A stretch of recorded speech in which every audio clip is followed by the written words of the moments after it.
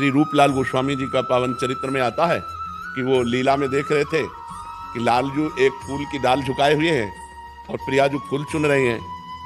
तो प्रियाजू ने डाल पकड़ ली, क्योंकि लालजू भी झुकाए थे, और फूल ऐसे उतार रही थी तो लालजू ने छोड़ दिया, तो प्रियाजू टंग गई। तो लालजू भी हंसने लगे और वो गोस्वामी जी भी हंसने लगे, रूप गोस्वामी। और उसी समय एक लंगड़े महात्मा जा रहे थे, तो उन्होंने देखा हंस रहे हैं, उनके मन में बड़ा दुख हुआ कि भगवान ने मुझे लंगड़ा बनाया तो तुम हमारी हंसी उड़ा रहे हो। उनकी लीला बंद हो गई और वो बड़े परेशान। तो जब सनातन गोस्वामी जी आए तो उनसे कहा कि भाई हमारी लीला बंद हो गई। तो उनका एक ही उपाय है, वैष्णव अपराध बन गया, उस वैष्णव को प्रसन्न करो। तो वैष्णव अपराध कैसे बन सकता है? ना हमने कभी किसी की निंदा की है, ना किसी का कोई हमारा संसर्ग है, हम तो एकांत सेवन करते हैं। बोले नहीं, वैष्णव अपराध बन गया, तभी आपकी लीला में विघ्न पड़ा। तो बोले आसपास के सब संतों को भंडारा में बुलाओ।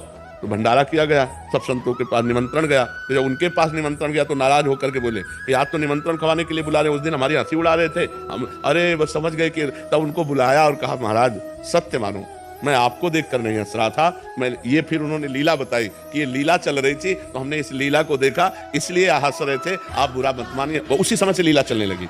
देखो उन्होंने निंदा नहीं की, कोई अपराध नहीं किया, लेकिन किसी वैष्णव को दुख हो गया उनके को लेकर, उनकी लीला बंद हो गई। इसलिए